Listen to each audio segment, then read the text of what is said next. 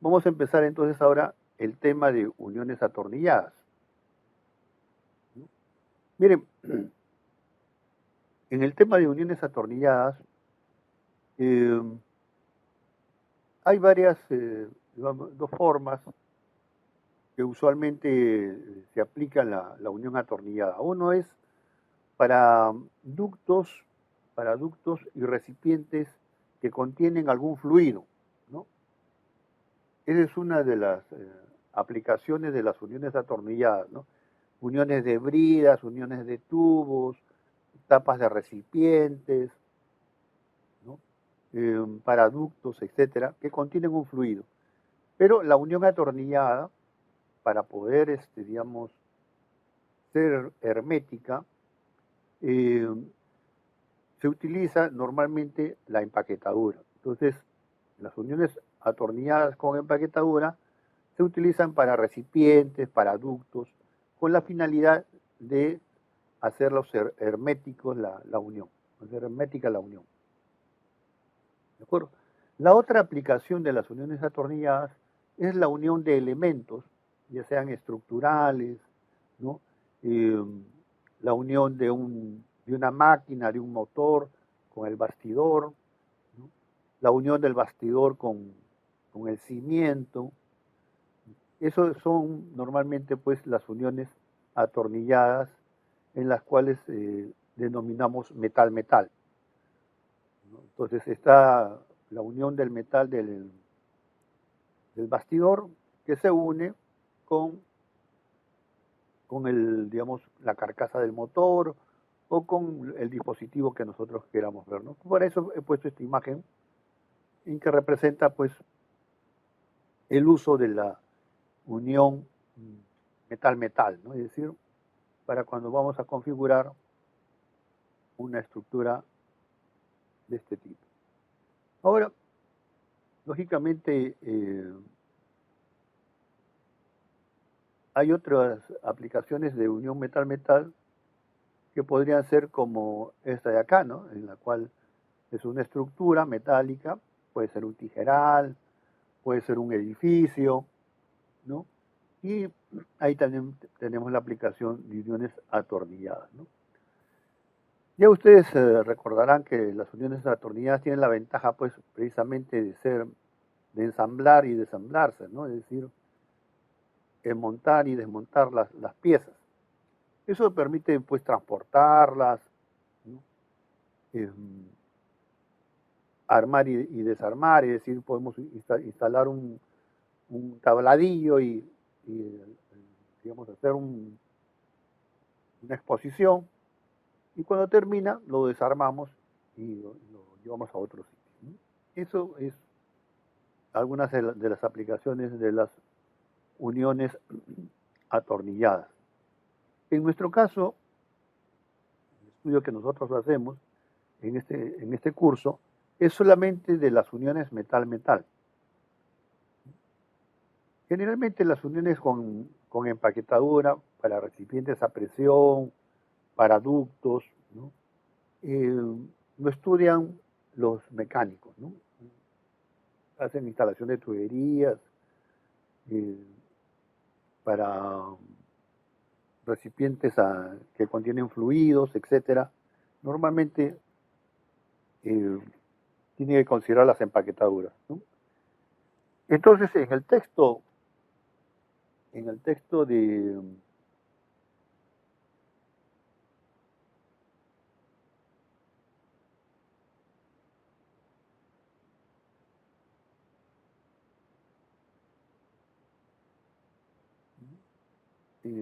que hemos compartido,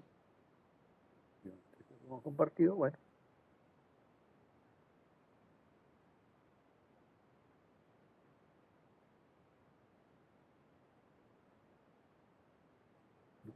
el tomo uno, en el tomo uno, bueno, en este tomo vamos a ver precisamente,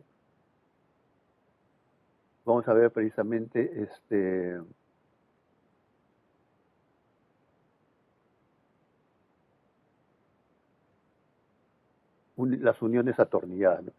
Este texto, como le decía, lo utilizan los de la especialidad de mecánica también para el curso de cálculo de elementos de máquinas 1.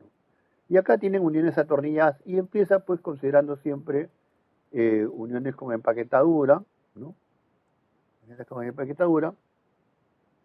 Hay el método de ASME que está actualizado ya y el de uniones metal-metal, ¿no? Entonces, nosotros cogemos esta parte, ¿no? Uniones metal-metal es lo que nosotros vamos a considerar, ¿de acuerdo? Uniones metal-metal. Y por eso es que he compartido el texto, porque de esta información nosotros vamos a utilizar la tabla, por ejemplo, de dimensiones de las áreas de esfuerzo de las roscas de pernos estándar americano o rosca métrica, ¿no? En la tabla 1 y 2. También vamos a utilizar la tabla 5, especificaciones métricas para pernos y tornillos con respecto a la carga de prueba, el límite de fluencia y el límite de rotura, ¿no? Es interesante aquí aprovechar que estamos viendo esta tabla para que observemos lo siguiente, ¿no? En algunos casos, no contamos con la información del esfuerzo de fluencia, ¿no? Las tablas a veces no incluyen el esfuerzo de fluencia en el caso de los pernos. En el caso de los pernos, el límite de fluencia a veces no figura, ¿no? Está en la tabla 5. Estamos hablando de la tabla 5. Y aparece más bien la carga de prueba. En este caso, la tabla que nos presentan en la página 27 aquí, vemos que tenemos el valor de la carga de prueba, 225 megapascales, ¿no? Y un poco mayor, como un 10% más, vendría a ser el límite de fluencia, ¿no? Y también tenemos el límite de rotura para los perros. Entonces, hay una diferencia, van a ver que hay una diferencia más o menos de 10% entre el valor del límite de influencia y la carga de prueba, ¿no? Entonces, en algunos casos, cuando no se tiene el esfuerzo de influencia, se afecta pues digamos, considerando un 10% más la fluencia, ¿no? Si calculamos acá, por ejemplo, 310 más 30, más el 10% sería más 31, ¿no? Sería 341, ¿no? ¿Se dan cuenta? Megapascales. Entonces, más o menos es el 10% que se puede ver acá en este de acá 600, acá sería 660, ¿no? Bien, acá también podemos recordar la denominación que usa SAE, ¿no? SAE usa dos números, 4.6, 4.8, 8.8. Eso es lo que indica, digamos, el valor de la, digamos, de la designación SAE, ¿no? La designación SAE. Bueno, como referencia pueden tener lo siguiente, ¿no? Miren, si uno multiplica 4 por 6, 4 por 6, 4.6, 4 por 6 sería 24, ¿no? 24 por 10 sería 240 megapascal. Entonces, si uno multiplica los dos números, por ejemplo, 4.8 sería 4 por 8, 32 por 10, 320, ¿no? Más o menos el límite de fluencia, ¿no? Y así, un valor aproximado del límite de fluencia se consigue multiplicando, ¿no? Los dos números digamos, de la designación SAE y por 10, ¿no? Para el esfuerzo de fluencia. Y el de rotura es 4 por 100, o sea, el primer número por 100. Entonces, 4 por 100, 400 acá. 4 por 100, 420, 5 por 100, 500, ¿no? Un valor aproximado. ¿No? Y acá también podemos ver, ¿no? 8 por 8 sería 64, por 10, 640, y acá la afluencia es 660, ¿no? Un valor próximo a la afluencia. Bien, entonces, cuando uno tiene la designación en SAE, puede estimar el valor de la afluencia y del esfuerzo de rotura, ¿no? Para eso usamos. Bien, esto es en la tabla, como hemos dicho, la tabla 5, que vamos a usar.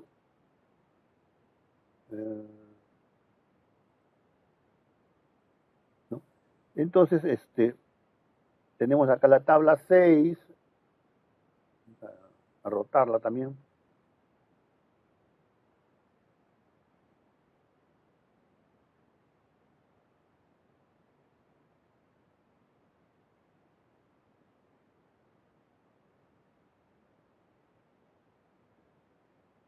¿No? Bien, entonces tenemos la tabla 6 aquí. También es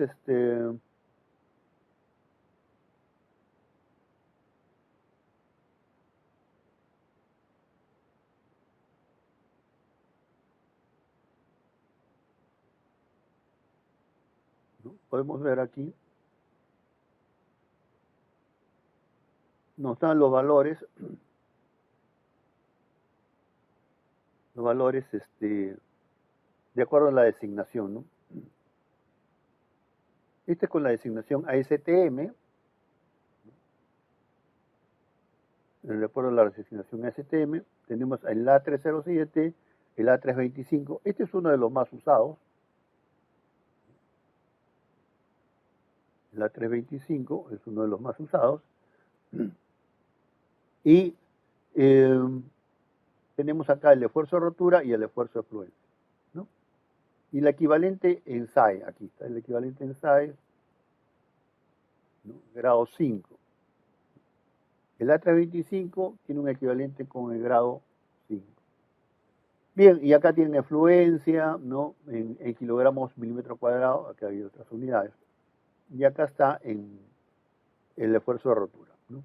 Observen ustedes que el efecto del tamaño modifica la resistencia, el esfuerzo permisible, ¿no? Entonces, de media a una es este valor, y de 1 a 1 octavo a 1 y media este otro valor, ¿no? Cuando va aumentando el tamaño del perno, su esfuerzo de fluencia va disminuyendo, el esfuerzo de rotura va disminuyendo. Bien, eso es la tabla 7. Tenemos también, pues,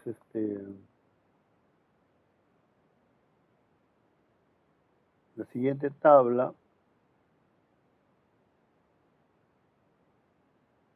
¿no? Tenemos la siguiente tabla aquí, con la designación SAE. En la cabeza del perno aparecen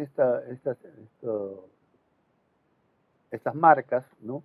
Estas dos marcas significan que es de grado 3, y estas tres marcas en la cabeza del perno significa que es grado 5, grado SAE 5, ¿no?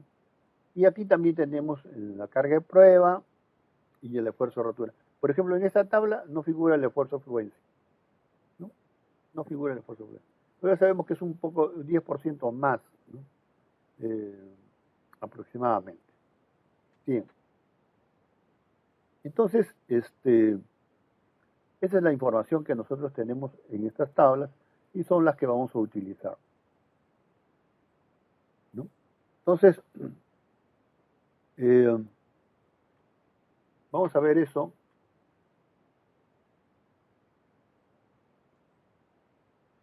Este tema de uniones metal-metal. Bueno, presten atención aquí porque resulta que en este curso, que es cálculo de elementos de máquinas, que forma parte de lo que es el diseño de máquinas, resulta que no es igual que otros cursos como de matemáticas o de física o de química, ¿no? Que son ciencias exactas. Eh, en esos casos, si uno hace un cálculo, aplica un procedimiento, obtiene un resultado que es único y correcto, digamos, ¿no? El procedimiento adecuado, la teoría correcta, sale una respuesta y esa respuesta es única. Bien, en el caso del cálculo de elementos de máquinas, resulta que no hay una sola respuesta, porque la respuesta va a depender de la teoría o del procedimiento que uno utilice, ¿no? Los criterios que uno emplee. ¿De acuerdo? Y uno no puede decir que digamos, una respuesta no sea correcta, ¿no? Porque va a ser correcta de acuerdo a las consideraciones que se hayan tenido. No es que podamos validar todas las respuestas, pero sí algunas son adecuadas dependiendo de la condición que consideramos, ¿ya? Entonces, eh, eso el estudiante muchas veces al principio no llega, digamos, a comprenderlo, ¿no? Quiere, digamos, que todas las respuestas, digamos, con diferentes procedimientos sean la misma respuesta. No va a resultar así en estos casos.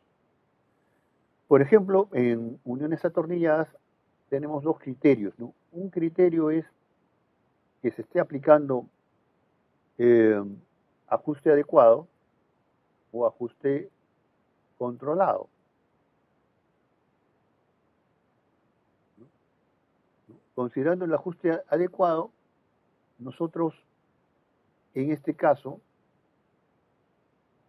eh, vamos a considerar que hemos ajustado el perno lo suficiente como para que la carga de corte actuante, la carga externa actuante sobre el perno, sea, digamos, equilibrada por la fricción entre las piezas que estamos uniendo. Bueno, entonces, este criterio hace que el perno esté trabajando simplemente a tracción, ¿no? ¿Por qué? Porque tiene una tracción adicional que permite crear la fuerza de fricción suficiente para neutralizar el efecto de la fuerza de corte, ¿no? La fuerza de corte se evita con eso. Ese es un criterio. Y con eso encontraremos un diámetro de perno, ¿no? Podemos encontrar una capacidad de carga, etc. Esta consideración es una de ellas. Otra es que el perno,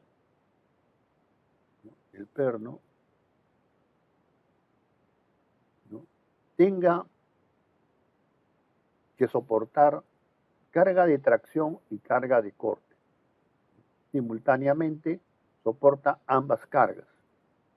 Entonces, en ese caso, el perno se calcula por esfuerzos combinados.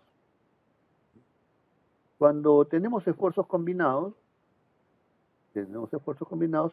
podemos utilizar algunas teorías que permiten calcular el esfuerzo combinado. Entonces, el esfuerzo resultante va a depender de la teoría que utilicen, ¿no?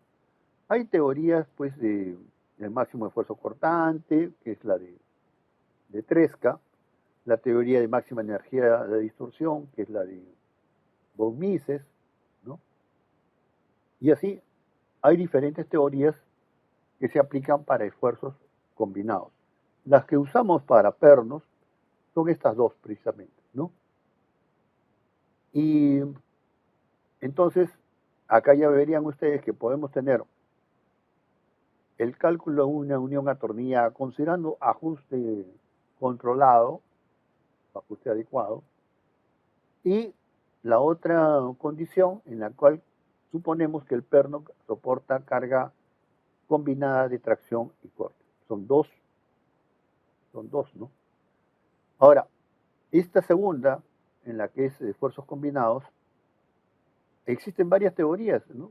Y aquí, por ejemplo, estamos mencionando estas dos. Y estas dos, vamos a mostrarlo aquí en el texto.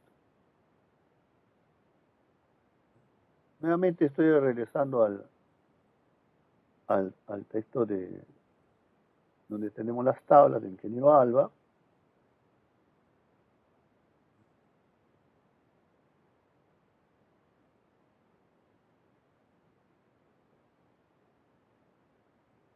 Y acá está pues precisamente el de ajuste controlado. Ajuste controlado. Y ¿en qué se basa esto, no? Esta fuerza equivalente, la fuerza equivalente, va a ser igual a la fuerza de tracción externa más la fuerza de corte externa entre el coeficiente de fricción de las piezas que estamos uniendo, ¿no? De esta forma calculamos la fuerza equivalente. Esta fuerza equivalente que he calculado como esta suma, ¿no? Para que esté adecuadamente dimensionado el perno, debe cumplirse lo siguiente: que esta fuerza sea menor o igual al 60% del esfuerzo de fluencia multiplicado por el área de esfuerzo, ¿no? Aquí estamos considerando que el perno trabaja solamente a tracción. Solamente a tracción. Bueno, entonces, la teoría 1. Bien, con esta teoría, ¿no?, se fija la fuerza inicial de ajuste, la que nosotros le decimos al operario que aplique, ¿no? Nosotros queremos que ajuste el operario y le decimos, bueno, ajuste a esta fuerza inicial, que vendría a ser, de acuerdo a este texto, el 80% de SI, ¿no? El 80% de SI. Si uno revisa Chigley, el texto de Chigley dice acá 0.9 del SI, ¿no? 0.9 del SI dice Chigley. Y 0.9 del SI, Chigley recomienda aplicarlo a las uniones atornilladas permanentes. Y dice, utilicen 0.75 SI si es que es una unión, digamos, temporal.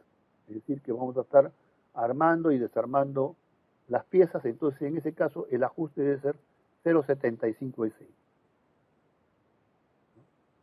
Bueno, entonces, por esa razón es que yo les he enviado ahora el correo y le digo, bueno, mire, vamos a utilizar estas tablas del ingeniero Alba para las evaluaciones. ¿Por qué? Porque esperamos que todos hagan el cálculo con 0.8 SI, ¿no? Un estudiante que no asiste a clase, por ejemplo, podría agarrar el Chigley y decir, bueno, 0.9, y aplica eso y va a encontrar otra respuesta, ¿no? Entonces ahí tendría que, digamos, estar anotando, bueno, me he basado en el texto de Chigley, o me he basado en el texto de Mock, o en cualquier otra información, ¿no? Y las respuestas serían distintas, ¿no? Entonces, tenemos, digamos, un número de estudiantes, por ejemplo, 20 alumnos, 24 alumnos tengo en la sección A, 10 en la sección B, pero serían pues 10 respuestas diferentes si es que cada uno usara una fuente de referencia distinta. Entonces, para uniformizar, estamos utilizando estos valores. ¿De acuerdo? Bien, entonces, este es el método 1. Vamos a ir al método 2. En el método 2, que es esfuerzos combinados, tenemos, en el método 2 tenemos esfuerzos combinados tendríamos el criterio de máxima energía de distorsión, ¿no? Máxima energía de distorsión es el criterio de von Mises, ¿no? La fórmula ya simplificada, la fórmula que aplicamos directamente, vendría a ser esta, ¿no? La fuerza de tracción al cuadrado, la fuerza externa de tracción sobre el perno al cuadrado, más 3 veces la fuerza de corte al cuadrado, ¿no? La fuerza externa al cuadrado actuando sobre el perno, ¿no? Esto es lo que está actuando sobre el perno, ¿no? La raíz cuadrada de esto, ¿no? La raíz cuadrada vendría a ser, ¿no? Acá observen que es 3. Muy bien. Pero si no, otra persona, otro diseñador, aplica este criterio de máximo esfuerzo cortante, va a encontrar que ahora ya no es 3, sino que acá es 4. La fuerza equivalente es 4 veces la fuerza de tracción al cuadrado más 4 veces la fuerza de corte al cuadrado. Entonces, miren, si es significativa el valor de la fuerza de corte actuante sobre el perno, estas respuestas van a ser muy distintas, ¿no? Porque si es significativo esto, esta diferencia entre 3 y 4 se va a notar. Bueno, si son una fuerza de corte, digamos, poco significativa comparada con la fuerza de tracción, entonces las respuestas van a ser muy similares, ¿no? Pero observen ustedes que utilizando este criterio de esfuerzo combinado, yo puedo tener dos respuestas también diferentes dependiendo de qué criterio utilice, ¿no? Esto no ocurre pues en otras cursos como otras asignaturas como física, química, matemáticas, ¿no? Entonces aquí vamos a tener esta opción. Entonces puede ser que usemos la opción 2, esfuerzos combinados, y encima tenemos que escoger una de estas.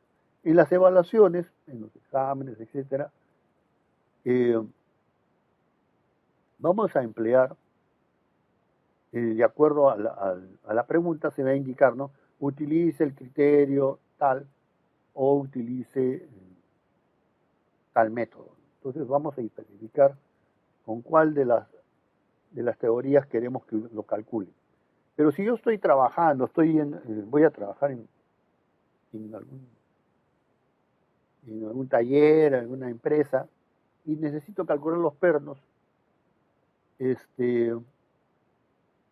normalmente lo que vamos a hacer es usar este de acá, ¿no? El criterio de máximo esfuerzo cortante. ¿Y por qué? Porque es el que va a dar un valor más conservador, más seguro, ¿no? Nos va a considerar, si calculamos un perno, nos va a salir un perno relativamente más grueso, de mayor dimensión, ¿no? ¿Y cuándo se recomienda usar este criterio de máxima energía de distorsión? Bueno, cuando el número de pernos es grande y es significativo la diferencia de costos, ¿no? Entonces, probablemente ahí valga la pena hacer una prueba y hacer un prototipo, ¿no? En esos casos, y se verifica si estamos con este valor adecuado, ¿no? Otra alternativa es hacer una simulación numérica, ¿no? Que se justifica. Hacemos una simulación numérica para determinar, digamos, si el perno que hemos escogido es el adecuado, ¿no? Podemos calcular con cualquiera de estos y hacemos la simulación para verificar. ¿De acuerdo? Entonces, ya tenemos ese tema bastante claro. Cuando utilizamos esto de esfuerzos combinados, vamos a calcular el área de esfuerzo del perno, el área de esfuerzo requerida, con una de estas fórmulas, ¿no? Bien, aquí otra vez aparecen varias alternativas, ¿no? La que normalmente vamos a utilizar general va a ser esta de acá, ¿no? La fuerza equivalente y 0.4 LSI, ¿no? Este es el esfuerzo permisible, digamos, el esfuerzo de corte, sería 0.4 de LSI. Ese es el que se toma como referencia, ¿no? El 40% del esfuerzo fluente. Pero si nosotros observamos acá esta fórmula, si este 4 lo ponemos aquí abajo, ¿no? Sería 0.25 SI, ¿no? Entonces la fórmula acá sería, el área de esfuerzo es la fuerza equivalente que hemos calculado acá arriba, entre 0.25 el esfuerzo de fluencia, ¿no? Y en este caso tenemos el área de esfuerzo igual a la fuerza equivalente que calculaba aquí, entre 0.40 del esfuerzo. Lógicamente no salen igual las áreas. Esta de aquí sale mayor. Entonces, ¿cuál utilizar? Normalmente vamos a utilizar esta de aquí. ¿Cuándo se recomienda este valor? Cuando el cálculo de este valor de FE, la fuerza equivalente, está basado en una información de poca precisión, es decir, es una carga que no sabemos exactamente cuál es su magnitud, ¿no? Entonces, cuando hay esa digamos, desconfianza sobre las cargas actuantes, vamos al lado seguro y usamos este valor de 0,4, ¿no? Por ejemplo, para recipientes a presión, normalmente ASME recomienda que usemos 0,25 SI, ¿no? 0,20, 0,25. En ese rango se utiliza, por seguridad. Bien, acá hay otra fórmula de Seaton y Rowey, ¿no? Esa fórmula de Seaton y Rowey, fórmula de Seaton y Rowey, es esta de aquí. Bueno, acá es anecdótico mencionar lo siguiente, ¿no? De que esta expresión es resultado de unos ensayos y unos experimentos que realizan precisamente esos dos investigadores, ¿no? Seaton y Rowey. Pero resulta que acá no era 6, era 5 punto y fracción. Acá el exponente no era 2/3, era un valor próximo a 2/3, ¿no? Pero se cambiaron a estos números, a 6 y a 2/3, porque eran más fáciles de calcular con regla de cálculo. En ese tiempo no había calculadoras científicas y se usaba regla de cálculo para evaluar. Y entonces, para simplificar la fórmula, ¿no? Para simplificar el procedimiento de cálculo, se aproximaron los valores a 6 y 2/3, que eran valores que se podían encontrar con mayor comodidad en la regla de cálculo, ¿no? Y este valor de esfuerzo de fluencia tampoco era el esfuerzo de fluencia, era el esfuerzo de prueba. Pero como no se encontraba con mucha facilidad la carga de prueba, entonces se utilizó el esfuerzo de fluencia. Entonces esta fórmula está, digamos, adecuada con esa información, ¿no? Esta fórmula se usaba en la norma británica para la instalación de equipos en las plataformas de los barcos, ¿no? Para los pernos de anclaje de los dispositivos que iban montados digamos, en las plataformas del barco, de tal manera de que estaban pensados en que la carga, ¿no? tenía que modificarse de acuerdo a las condiciones, digamos, del mar, ¿no? Es decir, que había, digamos, mucha turbulencia en el mar, bueno, estos pernos deberían soportar. Por esa razón, esta fórmula es una fórmula muy, digamos, conservadora, muy al lado seguro, ¿no? Por eso se recomienda estos valores, ¿no? Bien, acá es menor igual, ¿no? Menor igual a 1 3 cuartos, y este es para mayores de 1 3 cuartos. Bueno, pero esto ya, como le digo, esto de Rodway ya no lo usamos, ¿no? Utilizamos esta expresión, 0.46, esta de aquí. Esto ya no lo empleamos y empleamos esta de acá, ¿no? Bien, es lo más recomendable, ¿no? El torque de ajuste, como pueden observar acá, es la fuerza inicial, que ya hemos calculado, por el diámetro del perno, ¿no? Entonces aquí tenemos el ajuste inicial, acá está, FI, el ajuste inicial, por el diámetro del perno,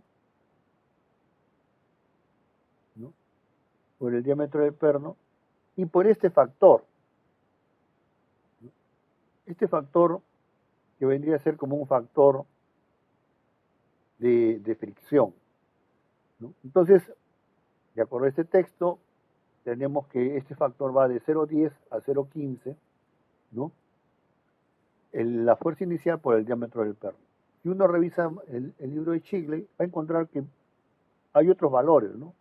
0,12, 0,14, dependiendo del material que recubre la rosca del perno, o las condiciones en que está la rosca del perno, ¿no?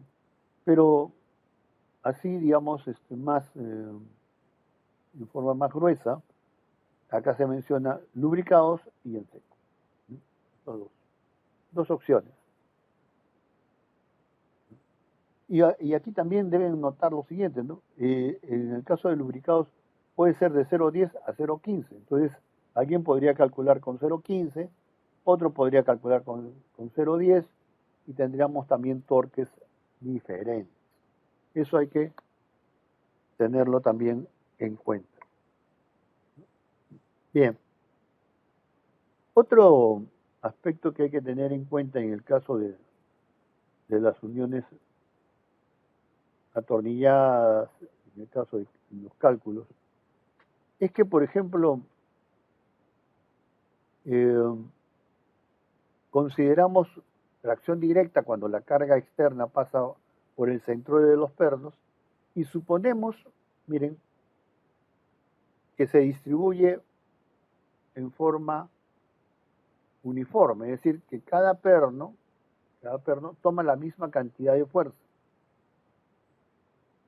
ya sea que sea a tracción o a corte.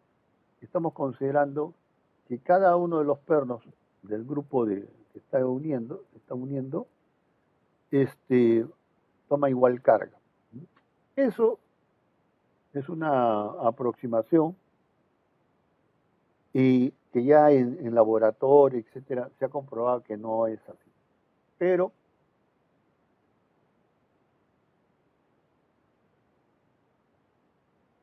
se asume así para el cálculo, ¿no?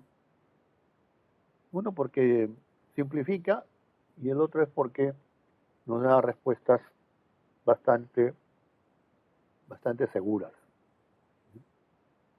Entonces, hay que tenerlo eso presente.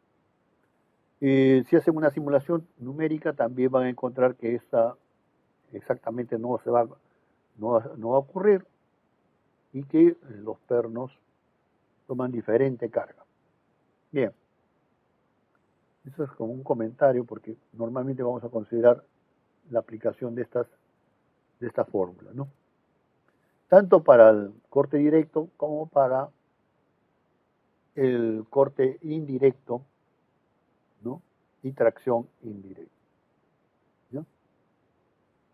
Bien, entonces, aquí simplemente estoy poniendo lo que hace digamos, más notable la diferencia que tenemos en nuestro cálculo, ¿no? Bien, entonces, como le decía, podemos revisar texto de mock,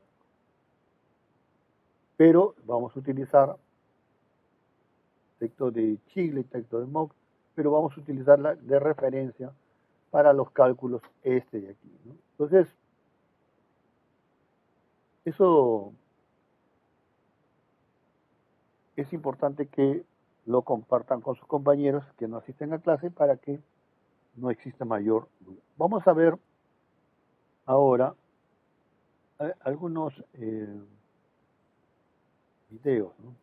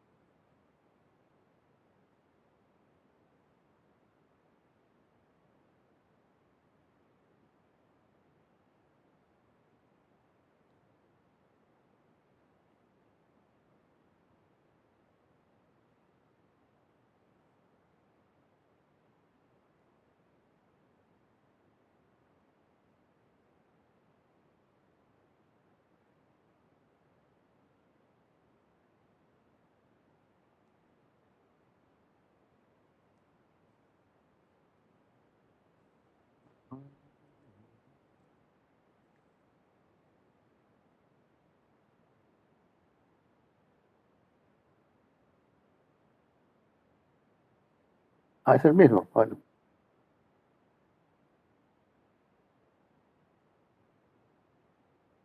guardado el mismo archivo, a ver.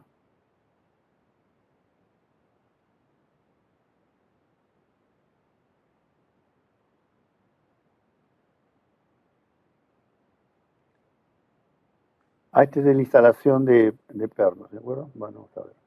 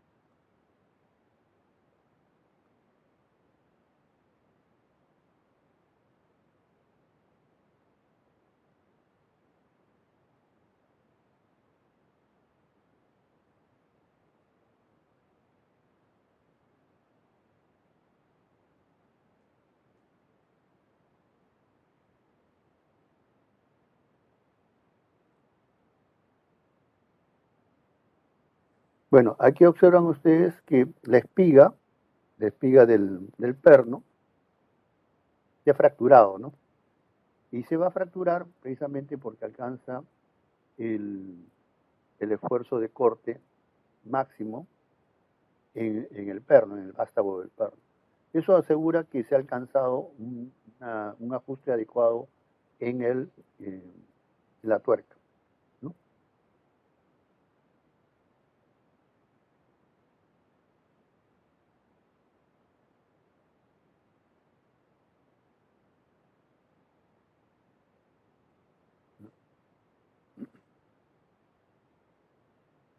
así aseguramos de que todas tienen el mismo torque, porque todos tienen una resistencia al corte igual, son materiales iguales, y logramos el ajuste de las tuercas que, digamos, se ha digamos, planificado a la hora de diseñar este perno, ¿no? Bueno, entonces, esa es una manera de tener un ajuste controlado de los pernos, ¿no? Un ajuste controlado de los pernos.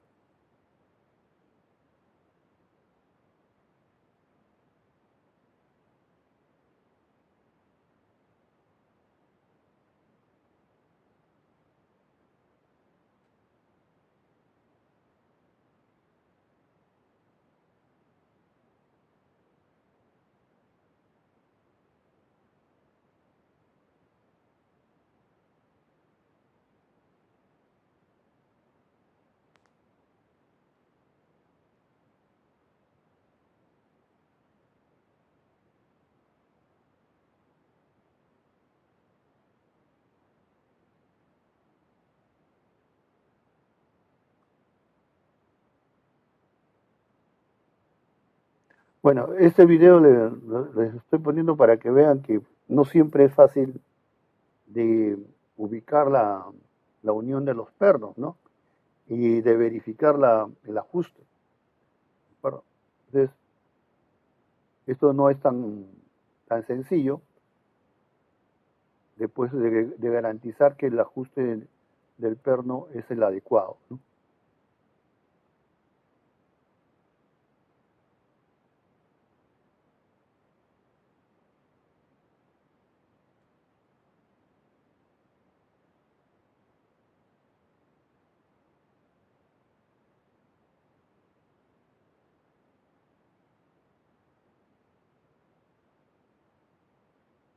Esta herramienta la usan para centrar los agujeros.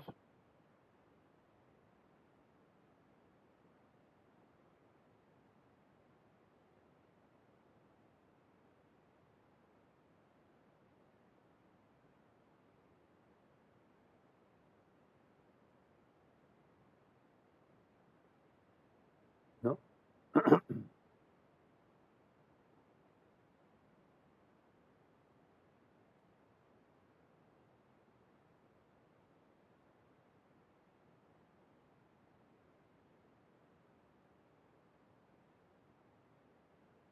Bien, entonces ustedes pueden revisar una serie de videos, hay también las arandelas de presión, ¿no?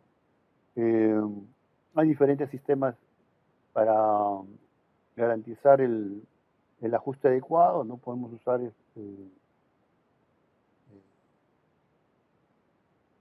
el torquímetro, podemos utilizar las arandelas de deformación, ¿no? Para verificar el ajuste adecuado de los pernos. Bien, la idea fundamental es que ajustemos lo más que se puede el perno, ¿no? Por eso en el texto de Shigley se dice que sea el 90% del esfuerzo de fluencia que se alcance ese valor. Y en el del texto de Alba es el 80%, ¿no? Pero la idea es que sea lo más cercano, la carga más cercana a la afluencia, de tal manera que ajustemos lo mejor posible los pernos, ¿no? Esa es básicamente la recomendación que deben tener en cuenta, ¿no? Bien. Eh,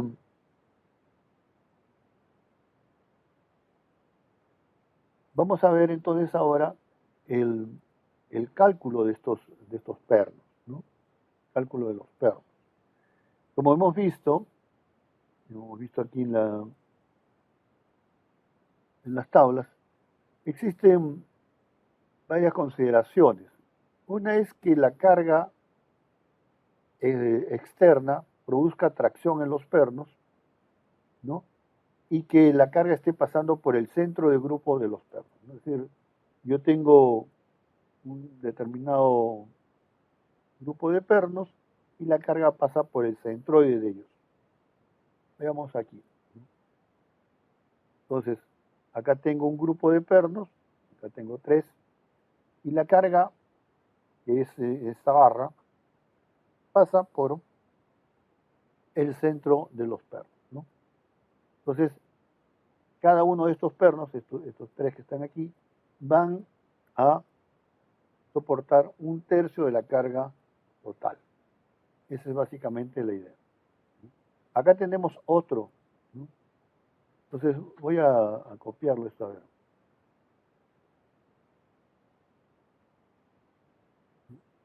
Vamos a copiarlo, vamos a ponerlo.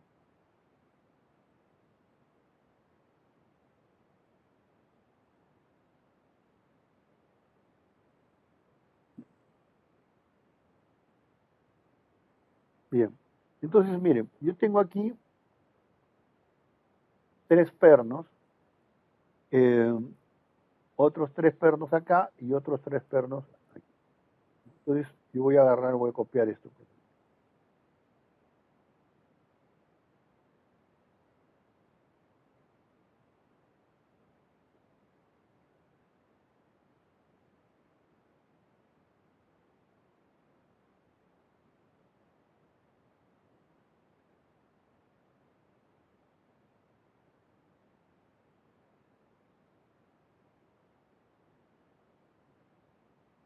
Bien. Entonces, miren, esta placa tiene 9 pernos, ¿no? Pero lo que yo tengo que fijarme es que, en este caso, yo tengo aquí una unión.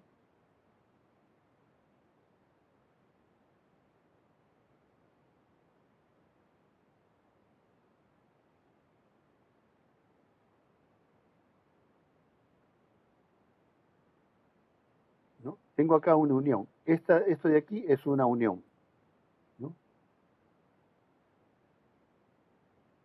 Este de acá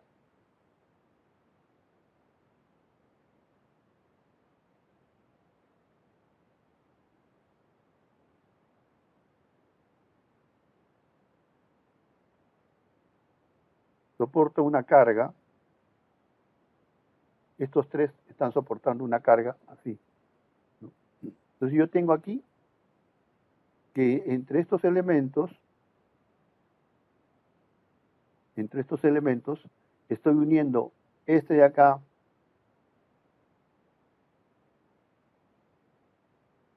estoy uniendo aquí, ¿no? Con este elemento de acá.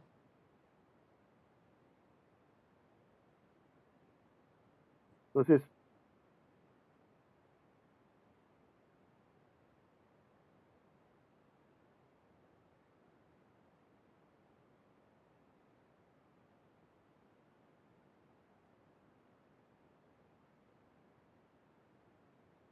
¿no? Entonces estoy en este caso uniendo esta barra que viene acá, este lado aquí, esta barra, con esta placa. Estoy uniendo A con B. ¿De acuerdo? Después estoy uniendo esta parte de aquí. Esta es otra unión.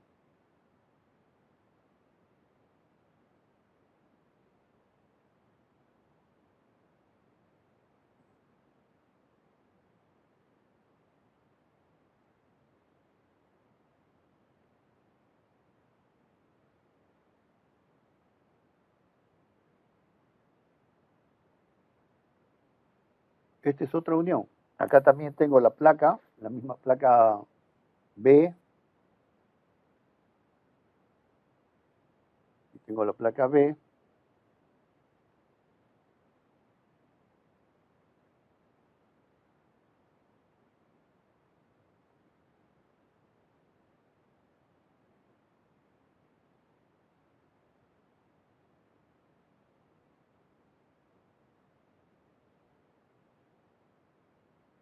¿No? La placa B. Y acá hay una, digamos,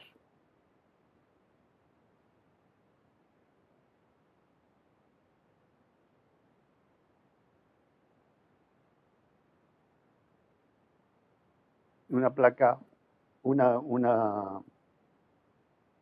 un elemento que está, digamos, unido aquí, C, ¿no? Entonces,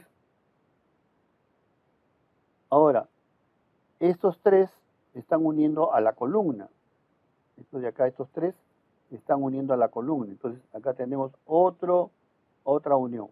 Entonces, en realidad, este nudo, tenemos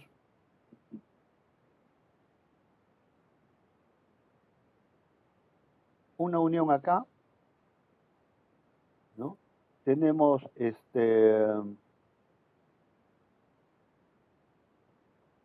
otra unión aquí,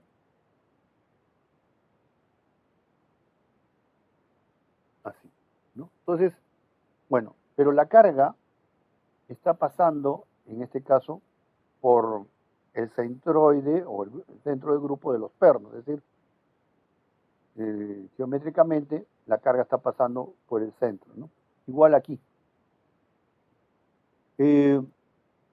Acá podría ocurrir, para estos tres, podría estar ocurriendo que no pase por esta unión de esta fuerza y esta fuerza acá, no estén pasando exactamente por este punto, por el perno que está al medio, sino que puede ser que esté pasando ligeramente por encima o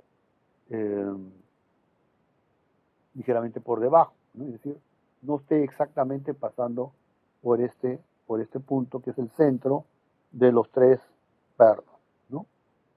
En ese caso no habría pues el corte directo. Entonces, nosotros tenemos acá, digamos, tracción directa, si es que pasa exactamente por el centro de los pernos, el grupo de los pernos, y corte directo.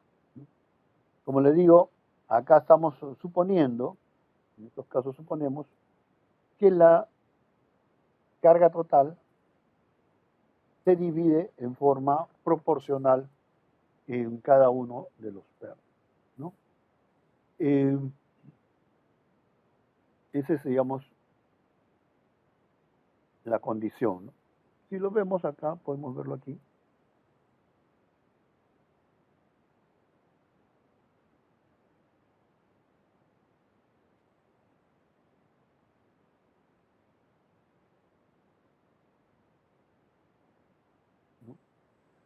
¿No? Entonces, podemos hacer lo siguiente, ¿no? Podemos tener esta unión, acá vemos dos ángulos y una placa que está siendo conectada a esto. Entonces, acá tenemos la fuerza, y en este caso consideramos que pasa precisamente por la línea donde están los pernos, ¿no? La fuerza que pasa exactamente por la línea donde están los pernos. Entonces, en este caso, me dicen que se están usando pernos de 3/4, ¿no? Y nos piden determinar la carga máxima F que se puede aplicar, ¿no?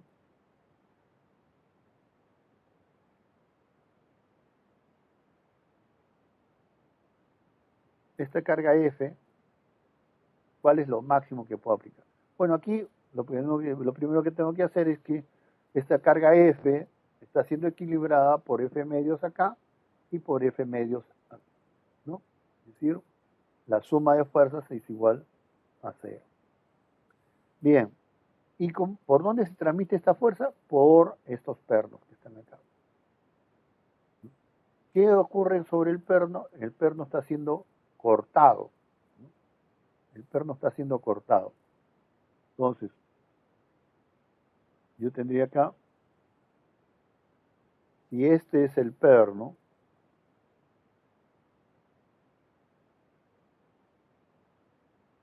si este es el perno, tendría una placa,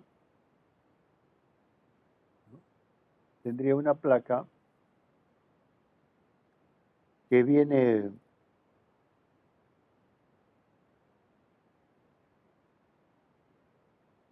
de esta manera y que está haciendo, digamos, aplicando una fuerza F. Esta es la fuerza F.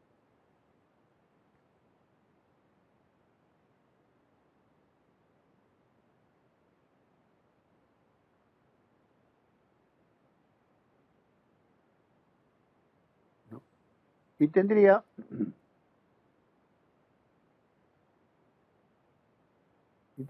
aquí una placa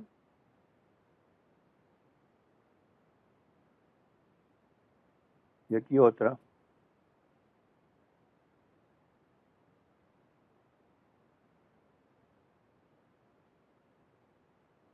¿no? En las cuales tendría pues la fuerza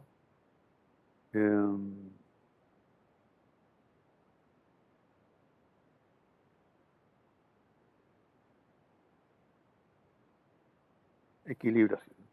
Muy bien. Esta representación roja vendría a ser el perno, ¿no? Aquí viene la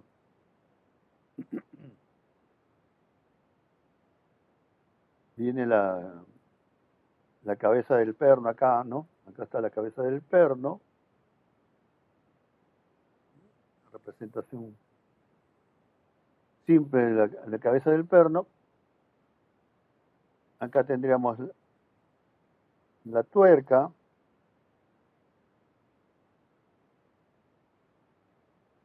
¿no? El perno, la tuerca, ahí estaría de esta manera, ¿no? Entonces,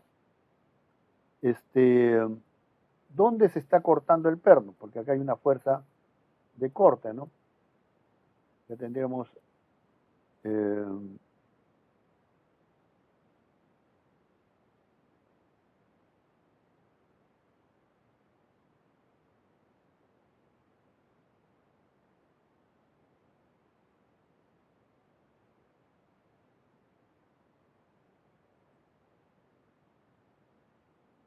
tendríamos ahí F medios y acá también pues F medios, ¿no?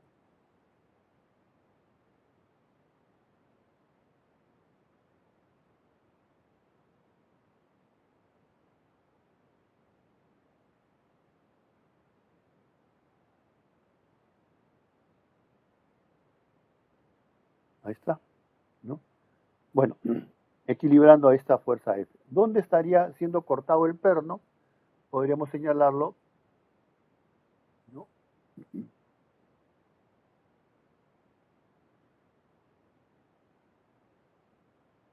Acá, ¿no? El perno está siendo cortado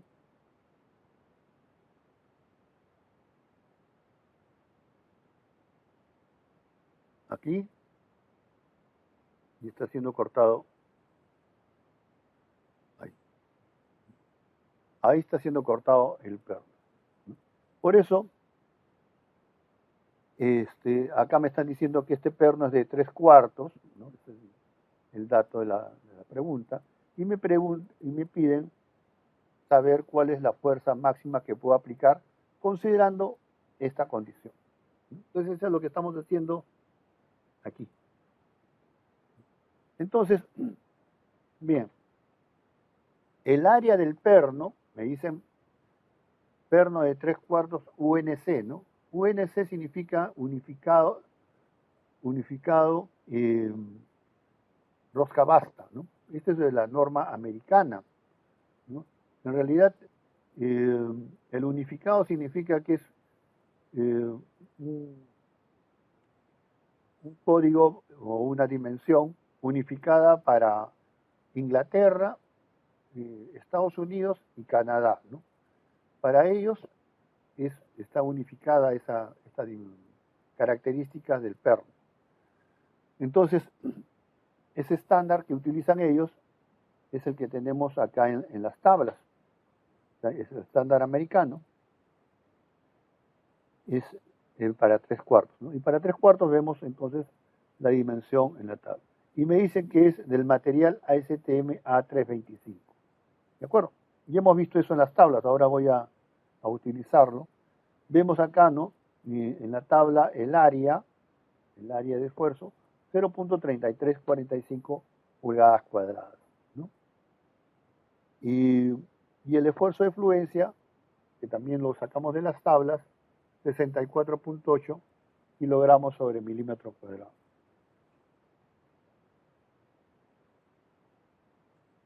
¿No? Bien, vamos a buscar las tablas para que de una vez lo ubiquemos, ¿no? Vamos a las tablas. Y acá tenemos, ¿no? La tabla 1 me dice rosca gruesa, estándar americano. Y para 3/4, vemos acá, el área en pulgadas cuadradas 0.3345, ¿no? Es lo que yo he puesto acá, 0.3345 pulgadas cuadradas. El esfuerzo de fluencia,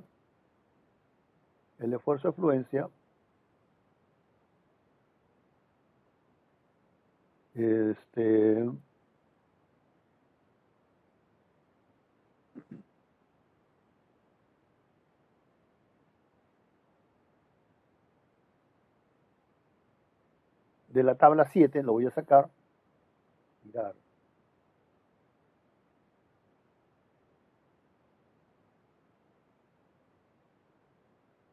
¿No? A325, ahí está, A325, y para 3/4 vemos acá esfuerzo de fluencia, ¿no?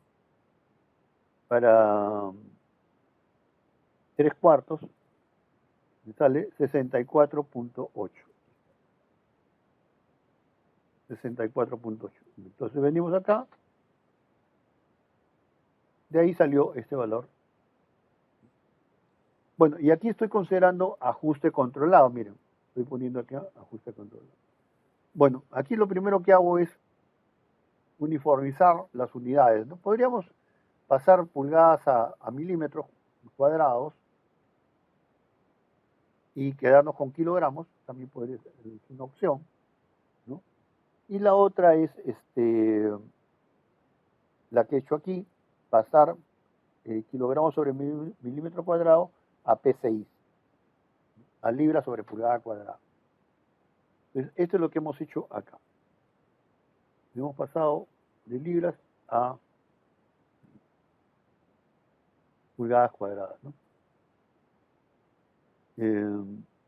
Acá está, ¿no? Que 91.970 PSI, de acuerdo a la conversión. Ahora sí ya está todo en unidades inglesas. Y acá observamos lo siguiente, ¿no? Los pernos no están sometidos a tracción. Y vemos aquí, no hay ninguna carga que esté produciendo el alargamiento del perno, por lo tanto no hay tracción aquí, ¿no? Esto no hay. Esto no hay, ¿no? Entonces,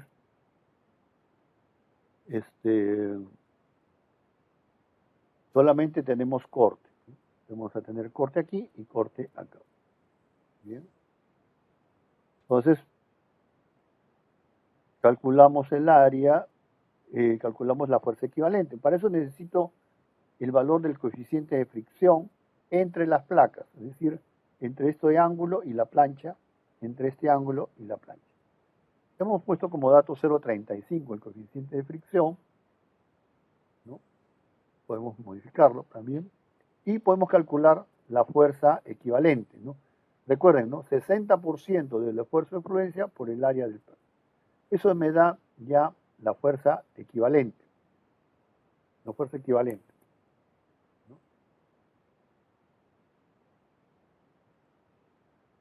Esto vendría a ser la fuerza equivalente para un perno, ¿no? Para un perno sería esta la fuerza equivalente. Y la fuerza de corte, ¿no? Despejando de acá la fuerza de corte, vendría a ser, este FS vendría a ser por un perno 6.461. Ya, pero esto es para un perno, para 5 pernos que tengo acá, 5 pernos que tengo ahí, entonces sería por 5, ¿no? ¿Y por qué por 2? Porque hay 2 secciones de corte, ¿no? 2 secciones de corte. Entonces, este es el valor que tendríamos nosotros de fuerza en libras fuerza, ¿no? Esto sería en libras fuerza lo máximo que podría soportar. ¿Qué es lo que ocurre aquí? Ocurre lo siguiente, miren, probablemente los pernos, ya que hemos calculado, podrían soportar 64.600 libras. Pero lo que tendríamos que verificar, si tuviéramos las dimensiones y las características del material del ángulo, podríamos calcular si realmente este ángulo lo puede soportar o si esta plancha la puede soportar, ¿no? Entonces, tenemos que hacer una verificación tanto de la resistencia de la plancha como de los ángulos para decir cuál es la fuerza máxima que se puede aplicar. Este de aquí es solamente considerando los pernos, solamente los pernos. Bueno, eso es básicamente la idea. No sé si hay alguna pregunta hasta aquí. ¿Hay alguna pregunta, alguna duda?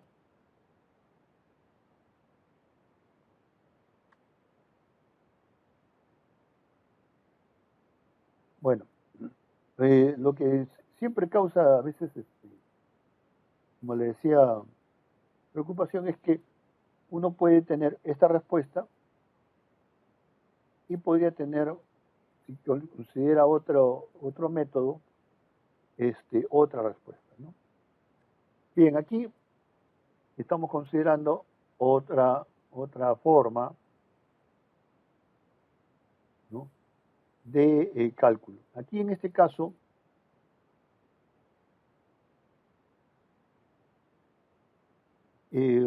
estamos considerando que longitudinalmente hay una carga de 24.000 libras, ¿no?, que está haciendo este efecto de acá, ¿no? Lo que hay que tener en cuenta es que en este caso yo puedo ver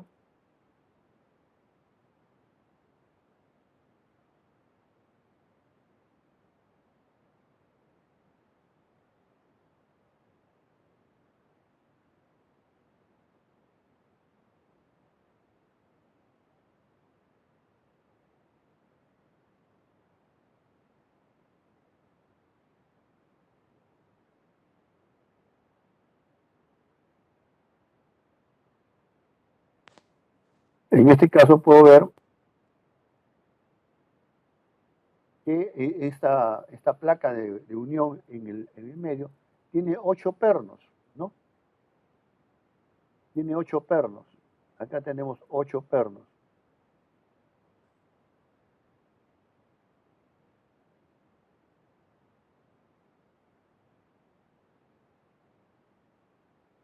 Tiene 8 pernos, pero lo que tenemos que considerar solamente es estos 4 que se están considerando en la unión.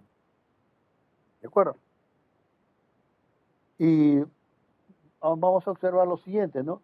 Y tendríamos aquí 4 pernos y acá tendríamos 2 pernos en este lado, y en el otro lado, en el lado que no podemos ver, habrían 2 pernos más, ¿no? Eso es lo que hay que tener en cuenta a la hora de analizar este cálculo, ¿no?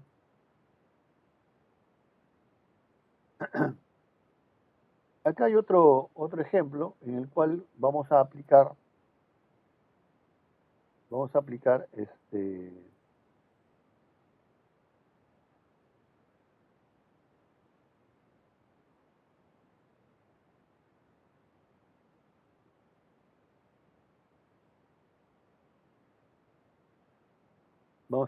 el cálculo de esta placa, ¿no? Bien. Entonces, aquí tenemos una placa en la cual estoy aplicando una carga vertical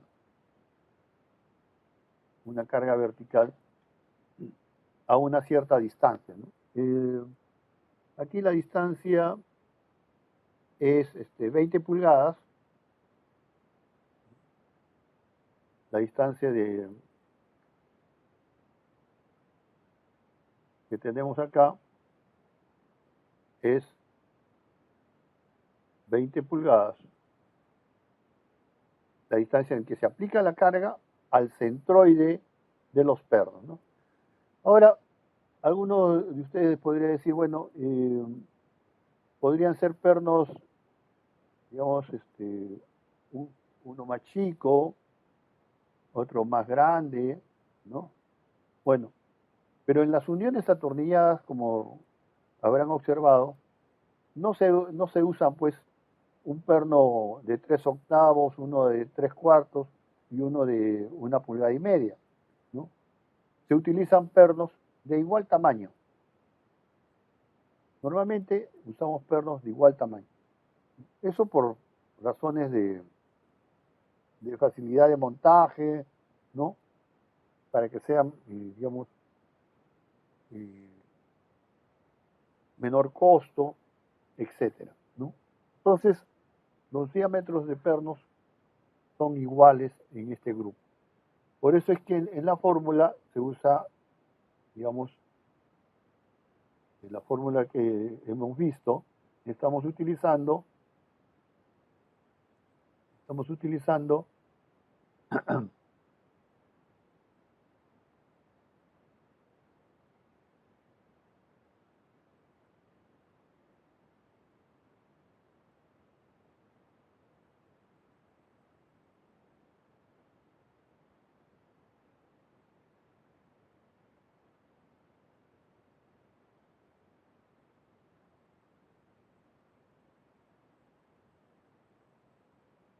acá estamos utilizando el, la carga dividida entre el número de pernos, ¿no? Si fuese, digamos, de diámetros diferentes, pernos de diferente tamaño, entonces la carga que se considera es proporcional al área, ¿no? Proporcional al área, ¿ya? Entonces, en este caso estamos tomando iguales, ¿no? Aquí hemos utilizado, plantea, utilizar las dimensiones 3 y 4, ¿no? O sea, eh, horizontalmente es 4 pulgadas la distancia y verticalmente 3. Entonces acá tengo, ¿no? En forma horizontal, ¿no? Forma horizontal, 4 y en forma vertical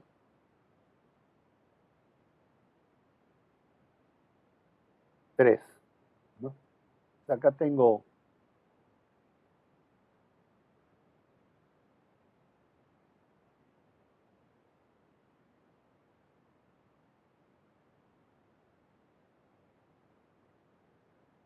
4 y acá tengo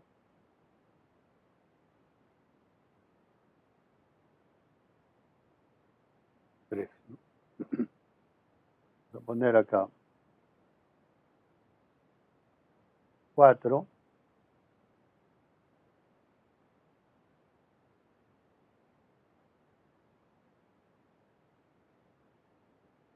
y acá 3.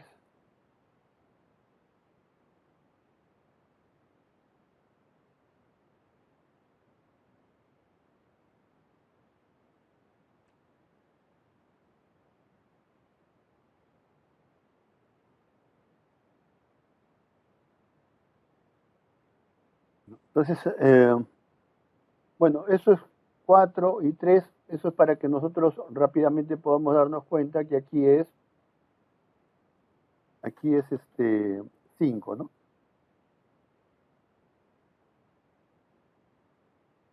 Ahí es 5. Bueno, bueno, entonces vamos a considerar qué cargas están apareciendo sobre este perro, ¿no? En principio solamente me parece corte, porque la carga está en el plano, digamos, de unión de estas dos placas. No hay tracción en los pernos, ¿de acuerdo? Entonces tenemos simplemente corte. Tenemos corte directo, que vendría a ser la carga total entre los cuatro pernos, corte directo. Y tendríamos corte debido a la torsión que produce esta fuerza W por LD, ¿no? Hay un torque que se está produciendo, una torsión que se está produciendo, y eso produciría corte indirecto. Eso es lo que tenemos que considerar aquí. Entonces, esto es lo que se ha aplicado y vamos a determinar pues el valor, ¿no? Acá simplemente la carga total entre el número de pernos. La carga total ya hemos fijado W, ya lo hemos fijado, ¿no? 10.000, ¿no? Estamos hablando de libras. Y acá estamos calculando el momento de torsión, W por LD, ¿no? Y ya tenemos acá pues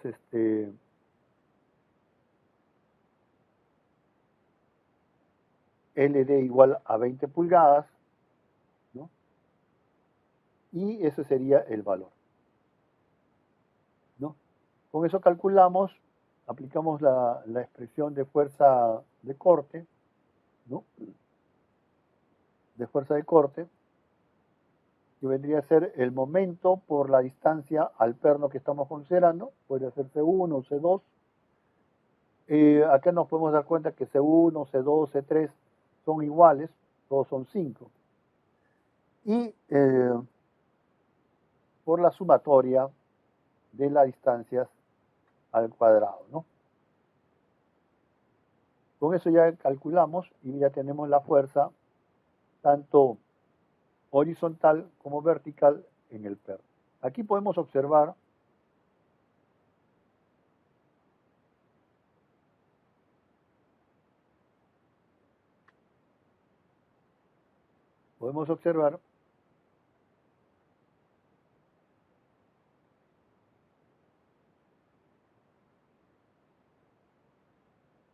que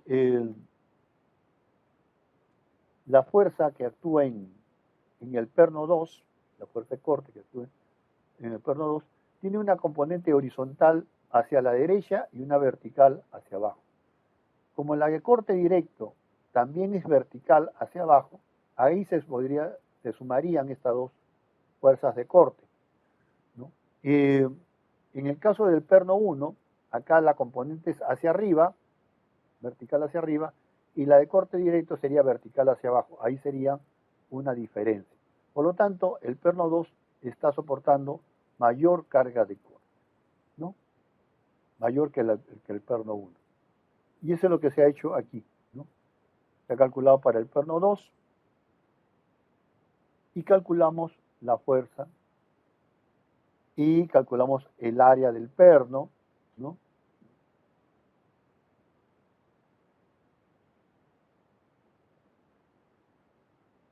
Y podemos calcular esta área requerida, ¿no? Con esta área requerida vamos a buscar un área de esfuerzo estándar, un área de esfuerzo para un perno estándar. En este caso es 1 a 1/8, el valor más próximo. Con ese valor más próximo puedo calcular, y el esfuerzo de fluencia, podemos calcular el valor requerido del área. Entonces, la respuesta ya que podemos utilizar debería ser esta de acá, ¿no? Perno de 1 a 1/8 UNC, que tiene esta área, ¿no? Bien, bueno, este es un ejemplo sencillo, del el cálculo de uniones atornilladas, ¿no? Bien, entonces, recuerden, hemos compartido estas tablas, ¿no?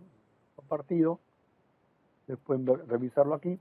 Ahora, lo que hay interesante aquí también es que al final del texto, ¿no? Al final del texto,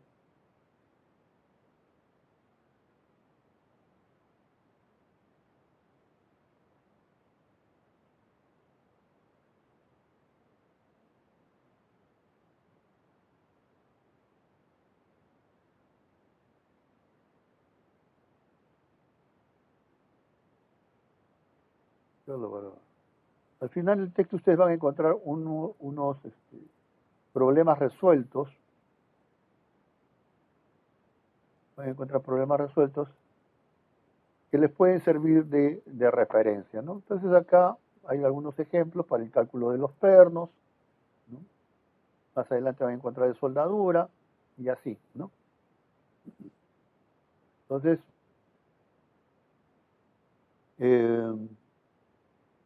van a tener aquí algunos ejercicios que pueden resolver. También pueden aplicar a los problemas que están en mock o en Chingley, pero utilicen, como les decía, las tablas que estamos compartiendo, porque esa es la que vamos a utilizar para las evaluaciones. ¿Bien? No sé si hay alguna pregunta. ¿Todos tienen alguna pregunta? Bien, entonces, el día de mañana vamos a continuar, vamos a hacer otro ejemplo de uniones atornilladas. ¿De acuerdo? No se olviden de formar sus grupos. Probablemente tengamos 2 grupos de 5. Y recuerden que tenemos nuestros delegados, Daniel Valera y Sheila Quispe, ¿no? No se olviden de hacerse un PPT también sobre uniones atornilladas. Y eso sería para la próxima semana. Bueno, muy bien, mañana continuamos, jóvenes. No sé si tienen alguna pregunta. Ingeniero, mañana es Jueves Santo. Mañana es Jueves Santo, ¿no? Bueno, Sí. es cierto, algunos se van a ir probablemente de campamento, me imagino, no sé. Bueno, de todas maneras, creo que si es Jueves Santo, creo que es feriado, ¿no? Es feriado. Voy a verificar eso, si es feriado. Si es feriado, bueno, no tendríamos clases, ¿no? ¿De acuerdo? Si, digamos es mediodía feriado, antes era mediodía feriado, no recuerdo exactamente cómo será en el cronograma. Voy a ver un ratito, vamos a ver el cronograma. El calendario académico. Sí, el calendario académico. Sí, sale el día 14 y 15 de abril, ¿no? Sale feriado. Ah, ya. Muy bien, si está en el calendario como feriado, bueno, vamos a considerarlo feriado, para que todos puedan, digamos, aprovechar ese feriado. Bueno, entonces el día de mañana no habría clase, ¿de acuerdo? No habría clase el día de mañana, de acuerdo al calendario del curso, ¿ya? Muy bien, entonces el día martes continuamos el día martes. Lo que sí les pediría es que no se olviden de formar su grupo y de seleccionar su tema de trabajo monográfico. Recuerden que el día martes yo voy a preguntar, bueno, a ver, Junior Madueño, ¿no? ¿Quiénes forman parte de tu grupo y cuál es el tema que han escogido, ¿no? Ese tema tiene que estar, lo tienen que tener ahí a la mano porque les voy a pedir que lo muestren, ya que compartan en su pantalla el archivo que van a haber escogido. Muy bien, vamos a quedarnos ahí entonces. Tengan un buen fin de semana. Ingeniero, ¿sería como un avance entonces? No, sería Disculpe, como, ¿sería como un avance entonces? no es un avance, es simplemente presentar qué documento es el que se ha encontrado, el que van a utilizar, ¿no? Por ejemplo, Ay, yo les Ajá, digo, ¿no? de los últimos 5 años, por lo menos, ¿no, ingeniero? Así es, de preferencia de los últimos 5 años, ¿no? Eh, yo, por ejemplo, podría mostrarles así, ¿no? Ya está. Ay, no, perdón, voy a compartir un ratito.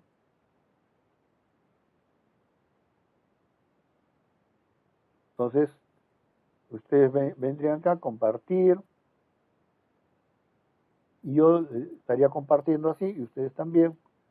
me dicen, muy bien, yo he encontrado esto, este documento, ¿no? Este de aquí es del, me equivoco, 2004, creo por acá. 2006, ¿no? 2016, ¿no? Este es del 2016. Muy bien, en el 2016 hemos encontrado este archivo que nos parece interesante, que queremos nosotros desarrollar, ¿no? Vienen acá. ¿De qué se trata? Voy a preguntar yo, ¿no? Diseño de una trituradora de neumáticos usada de desecho, ¿no? Entonces, una trituradora de neumáticos. Este es el tema que he encontrado. Y entonces yo le preguntaba, a ver qué cosa contiene. Tiene introducción, marco teórico, ¿no? Acá está pues la aplicación de método de von Mises, ¿no? Está la selección de rodamientos, ¿no? Las conclusiones, etcétera. Y, voy a preguntar, ¿y tiene planos? Pues ustedes van a venir acá. Al final, ¿hay planos o no hay planos? Bueno, mira.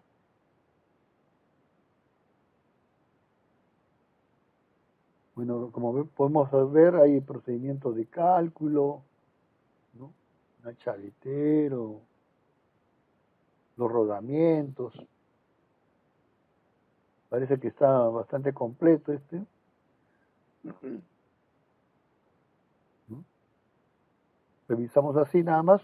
Ah, miren, tenemos la simulación de la cuchilla, ¿no?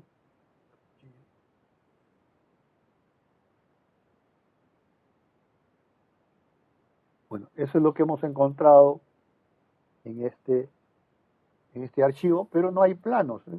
Qué raro, ¿no? No hay planos. Está en la referencia, sí, pero faltan planos. Entonces, muy bien, ya este tema podría ser, ¿no? Lo comentamos porque les interesa, etcétera. Y vemos ahí qué aspectos podríamos ir mejorando, ¿no? Lo primero que vamos a tener que hacer es revisar el texto, la presentación, y luego ver en qué aspectos nosotros podemos, digamos, mejorarlo, ¿no? Por ejemplo, acá faltarían los planos, podemos hacer planos. Algunos cálculos también podríamos recalcular, ver la simulación, etc. Bien, entonces no es un avance porque lo primero que haríamos es simplemente identificar el archivo y mostrarlo, ¿no?